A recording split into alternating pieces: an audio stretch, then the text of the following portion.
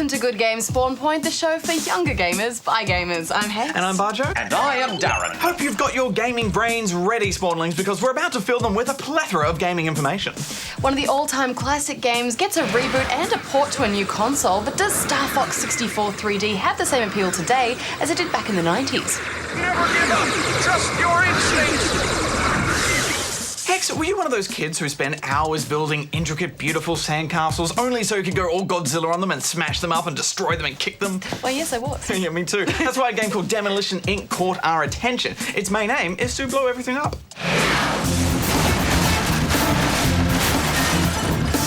And we'll be strapping on our jetpacks for a bit of joyriding. But first, let's take a look at an Australian indie game that's getting quite a bit of attention. Solar 2.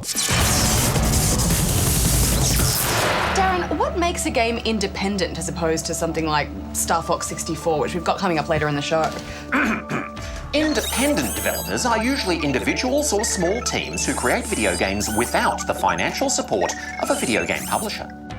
In Solar 2, you begin as an asteroid and you're asked to go on a bunch of missions by a sort of godlike face thing. At first, you need to collide with other asteroids to grow bigger and form into a planet so you can pull other asteroids into your orbit. You can then consume these to grow larger. Once you reach a certain weight, life forms will begin to appear on your planet, sending out little spaceships and building gun turrets and a shield. As you get heavier by eating up asteroids, you'll then morph into a small star, which can then create a solar system by pulling other planets into your orbit. While all this is happening, there are other planets and solar systems that you'll bump into, some of which may have enemy life forms which will send spaceships out to try to destroy you. If you're very tricky, you can steal planets from other solar systems and make them your own, but to do this you need to bump into them, which can lead to disaster because you can destroy yourself as well as them, so you really do need to be careful. Just as in the real solar system, the bigger you get, the stronger your gravitational pull. This can have disastrous effects if you're passing a nearby star, as both gravitational fields will pull you together like magnets and destroy you. If you consume enough planets as a star, you'll eventually become a neutron star and then a black hole. And then you'll consume everything on the map. Once you've gathered enough mass, you'll activate the Big Crunch, which creates another universe and the game begins again.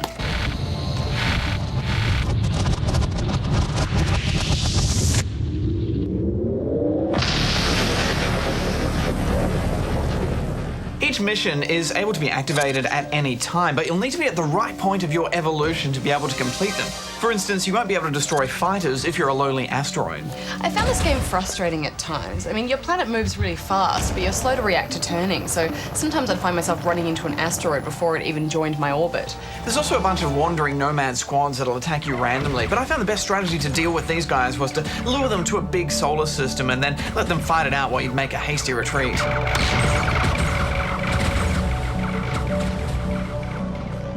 There are two ways to approach playing this game. Productively, leveling up the planets in your system so they can produce life forms and rule the galaxy with your army of spaceships. Or destructively, crashing and smashing your way around the place, stealing planets from other solar systems. I was destructive. Yeah, me too. Me too. I think some sort of warning to let me know whether I was able to complete a mission or not would have been nice. At one point I was given a mission to destroy an entire solar system, but I was just a planet. Yeah, right. Final score? Oh, can I do one?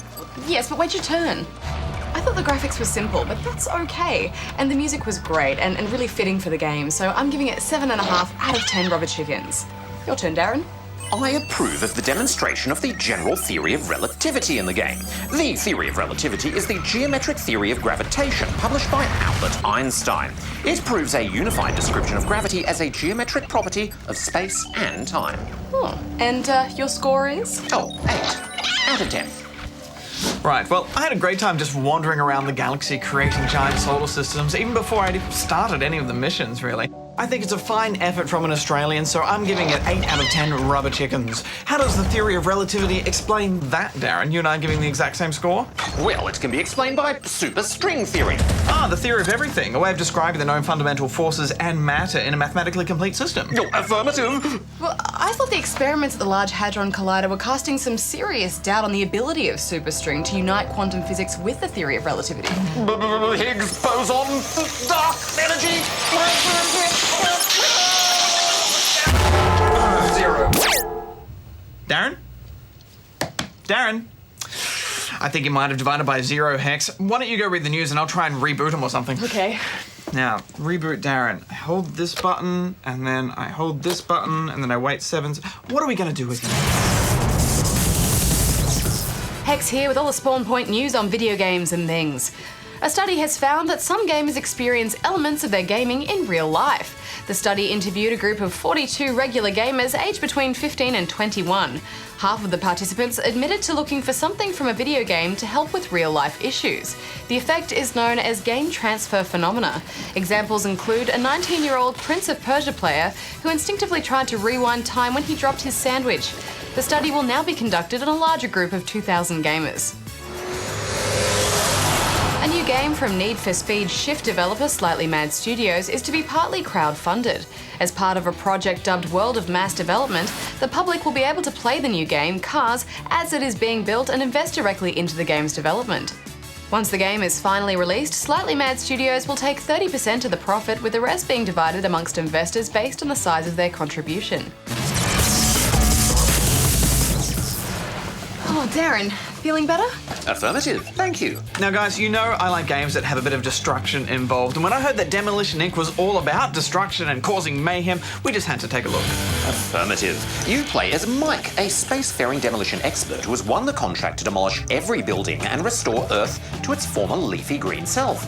Yes, but Mike doesn't have anything quite so practical as lasers or bombs for his demolition work. Instead, he uses things like oil slicks, sticky goo, and exploding cows to get the job done. By placing these in strategic spots, you'll cause cars to crash into buildings and explosives to hopefully cause some destruction. And one of Mike's most useful powers is his ability to steer cars, which lets you guide them straight into the most destructive spots.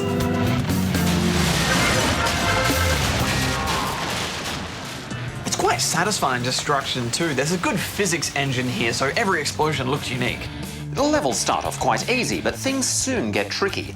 Buildings are often guarded by rails or plants that are impossible to crash through, so finding the best path of attack can take some trial and error. Yeah, there's a decent challenge here. As soon as you cause any destruction, you start a timer, and once that runs down, the military arrive and it's game over. It's usually quite generous though, so while you can't dawdle, you're rarely in a rush. Also, each level scores you based on how much you destroy and how quickly you do it, so it's worth finding the best way to get the most out of your destruction. And you have to use your powers carefully too. If you just waste one in a bad spot, then you're left with just one building standing and nothing to blow it up with. Certain buildings have power-ups that you can get to after you destroy them, so it's good to go for those ones first. Personally, I enjoyed the overpowered abilities you'd occasionally earn, such as the Wrecking Ball. Look at it go! Wrecking Ball!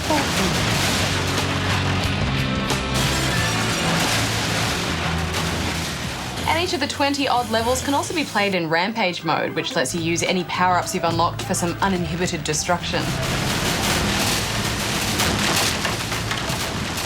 But even so, most levels aren't longer than a few minutes, so it's a short game, but I had fun with it regardless. I'm giving it 7. We did find a few bugs, like this weird shadowing glitch. And also this one level where cars just kept on coming and crashing into each other, so it made it almost impossible to solve in the time allowed. But, you know, this is an okay bit of destructible, downloadable destruction, so I'm giving it 6.5 out of 10 rubber chickens. All right, Hex, let's open up the inbox and answer some questions. Okay, well, first up this week, we've got Elmo's Awesome in Brisbane, Queensland. I'm from Brisbane. I've already told you about that. I thought you were from Toowoomba. I thought you were from New Zealand. I've been to many places, including space. Hello, do you know any more motocross games other than Motocross Madness 2 for PC? If you do, can you suggest some good ones, because I need more stimulation for gameplay improvement. Also, are there any other good LEGO games for PC? Thanks, PS, love the show. Well, Elmo, there are a few decent options. We'd say one of the best motocross games is MX vs ATV Reflex. It's got some slick terrain degradation and lots of tracks and modes. There's also Nailed, which is a bit more over the top if that's what you're into.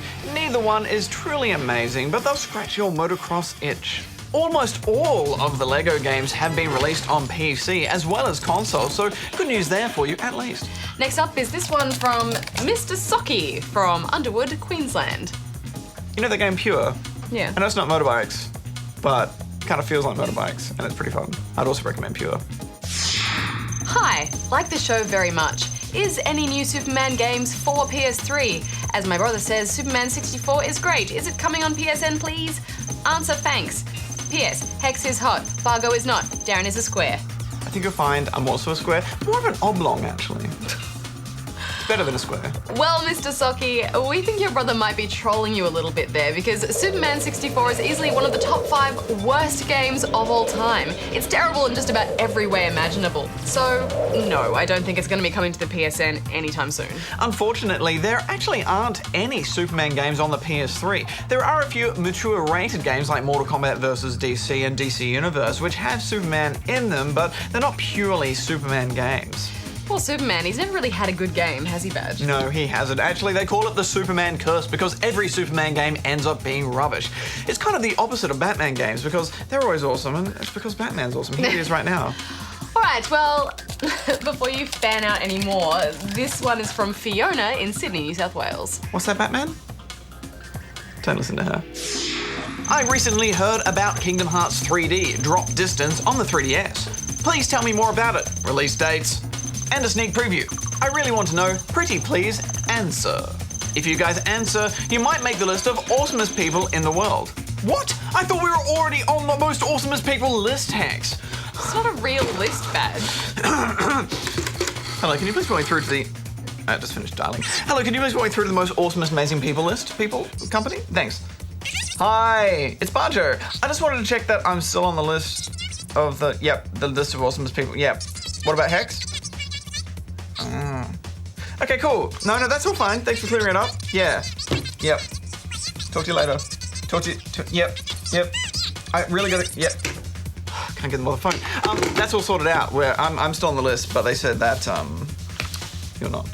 Bajo, that phone isn't even plugged in. Yes, it is. No, it's not. I can see the wires. No, it's wireless. That's the antenna. Hex, I don't have time to explain to you how wireless phones work, so we've got to answer this question from Fiona. Now, there's no set release date for Kingdom Hearts 3D yet, other than sometime next year. But there was a new trailer released for it recently at this year's Tokyo Game Show. Let's take a quick look.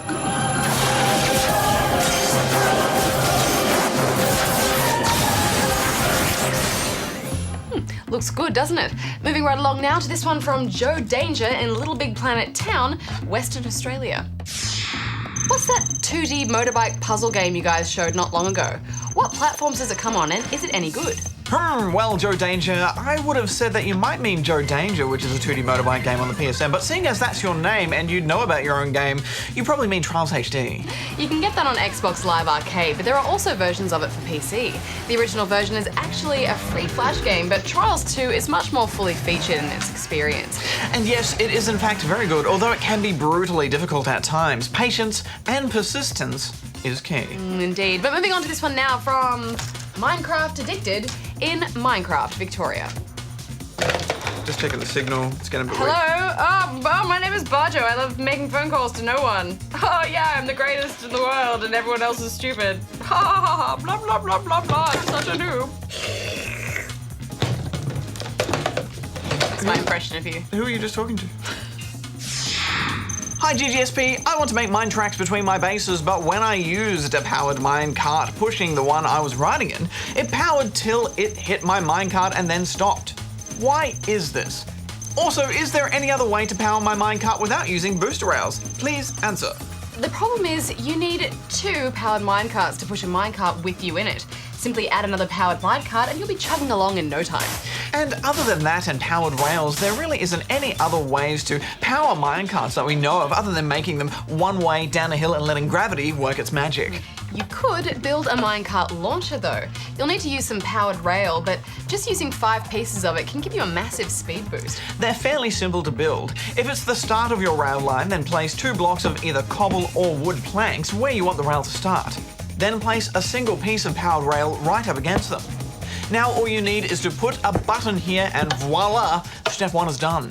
Then you'll need to build a piece of detector rail which will act as a switch when your minecart rolls over it. Simply attach that straight onto your powered rail and you'll see why in a second.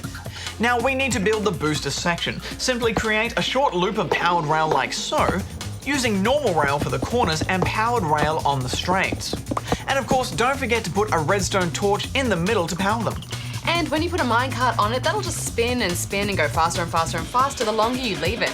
But if we leave it like this, then the minecart will just stay in the loop, so we need to build a switch to change the track. For this, you'll need some redstone dust and a few redstone repeaters, which will delay the signal and give you extra time to speed up.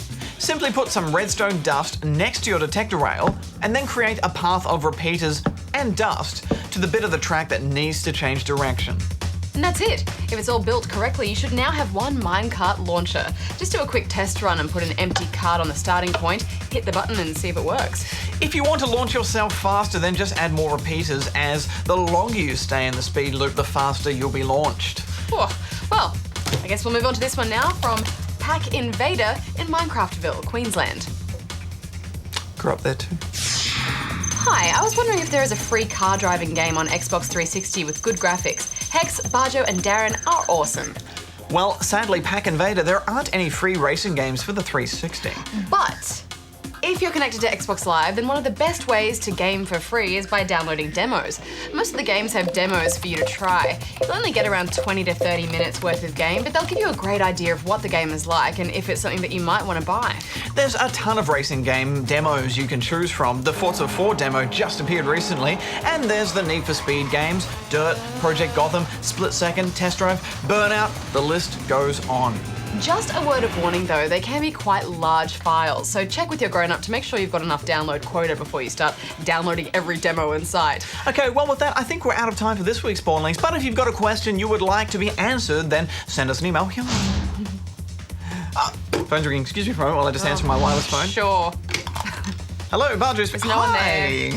You're talking to yourself. It's the internet. It's the internet most awesome people in the world can be. Oh, I'm sure it is. Yep. Okay, they want to talk to you. Thank you. Oh, okay, yeah, sure. Hello? Just help you with the signal. Yes, speaking. What are they saying? What are they saying? Really? What is it about? Well, no, thank you very much. What are the words? What are the words? No, you have a good day. Why are they having a bad day? What are you saying? What are they saying? Oh my god, I'm on the list. You made the list? High five. Congratulations. How does that work? Is this a magic phone? Yeah. Jetpack Joyride is the latest offering from Half-Brick and somehow even more compelling than Fruit Ninja. Badge, in my experience, sometimes the simplest mobile games are the best, but with healthy doses of loot-grabbing perks and customization, this game turns the simple cave-flying formula into something brilliant.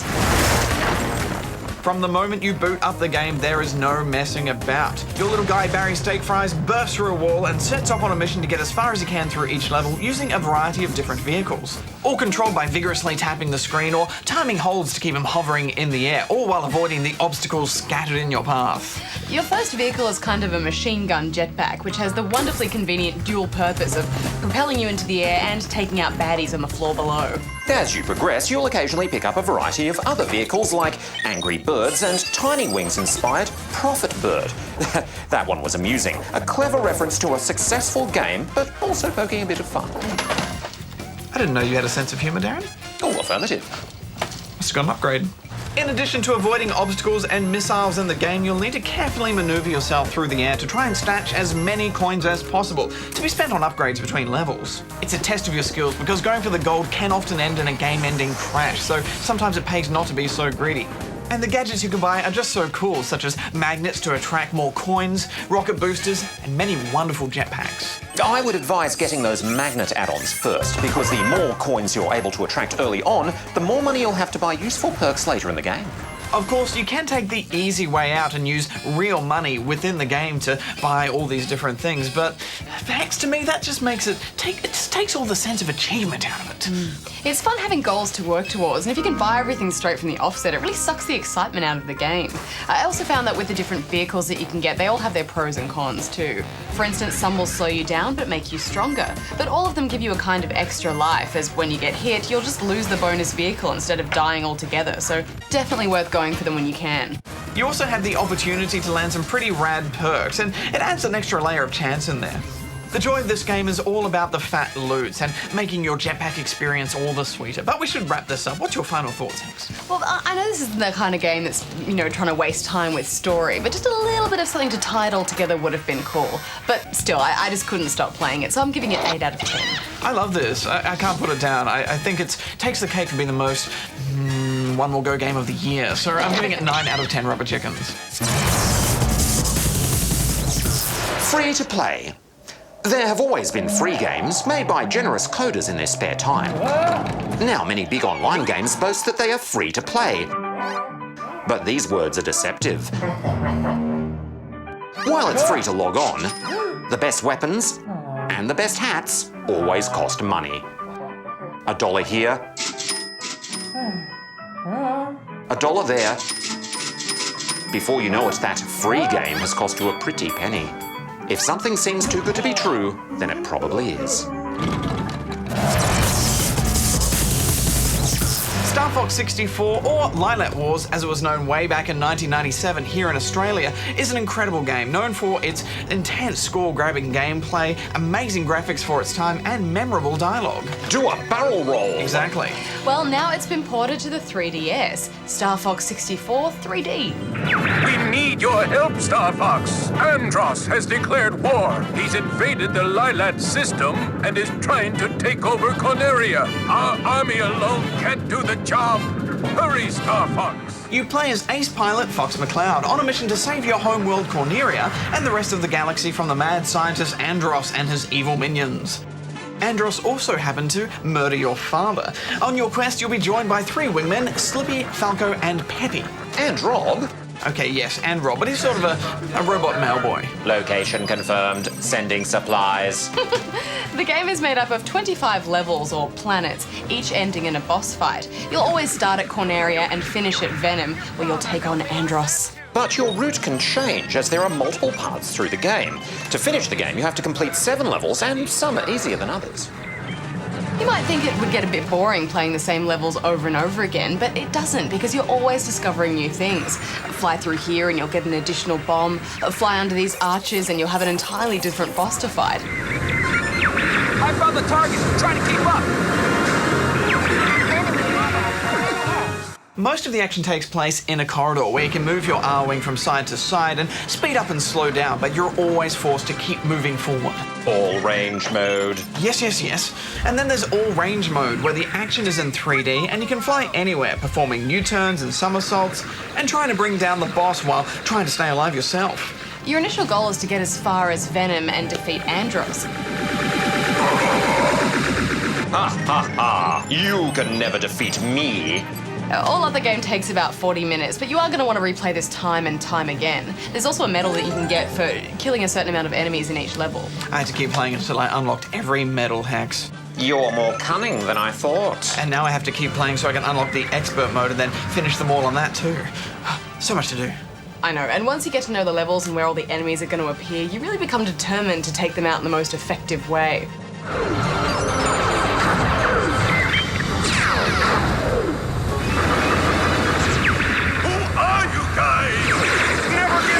Trust your instincts!